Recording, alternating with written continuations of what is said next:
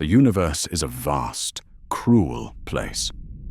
Most days it is filled with the roar of war and the screams of the damned. But for some, the greatest terror is the silence, the chilling, unnerving quiet that follows the end of the world. For 6 weeks, Elias and Lily had been ghosts, hiding in the hollowed-out carcass of their home, a hive city picked clean by the ravenous swarm. They had learned to breathe dust, to drink what little water they could collect from rusted pipes, and to be as silent as the dead. To listen for the subtle sounds that meant a monster was near. The scrape of chitin against concrete, the wet slither of a bioform through flooded tunnels, the guttural roar of a carnifex that made the very ground tremble. They knew a dozen ways to die, and 1,000 places to hide from them. Lily, her voice a tiny, exhausted whisper. Father, will we never be saved? Elias, his voice a strained, hopeful rasp. The planetary governor said the angels are coming. We must have faith in the Emperor, my little star. They always come. They walked on a world that was no longer theirs, a graveyard where every corpse was a monument to their own fragile mortality. They navigated through streets where skeletal remains were fused to the husks of rusted vehicles, and the air was thick with the cloying, chemical scent of digested biomass.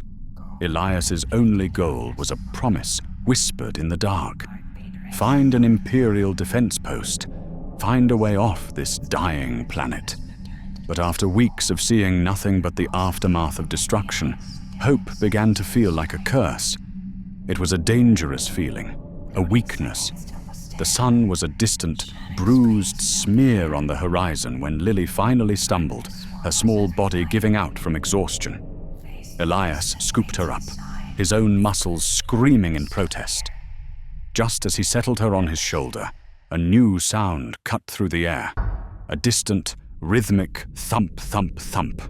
Not the heavy, uneven gait of a Tyranid. This was powerful, deliberate, like a hammer striking stone.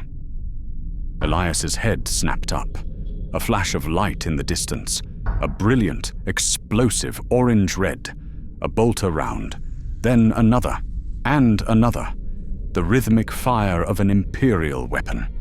The sound was a symphony of salvation in a world of silence. Elias, now energized by a desperate, frantic hope, ran toward the sound, clutching Lily to his chest. They rounded a corner and stopped.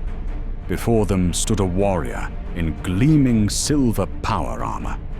Not the ornate gold of the Custodes or the bold colors of the legions, but a stark, shining silver.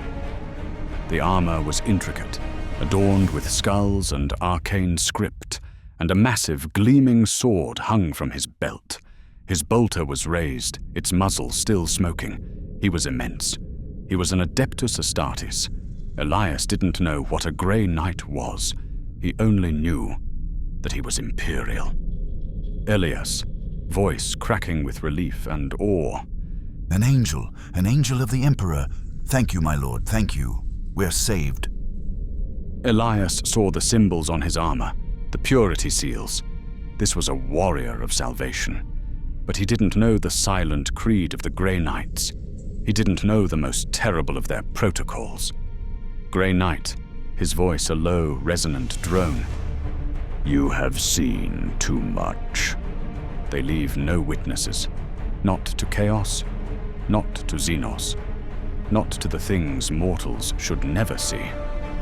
In the grim darkness of the far future, even salvation can be a betrayal.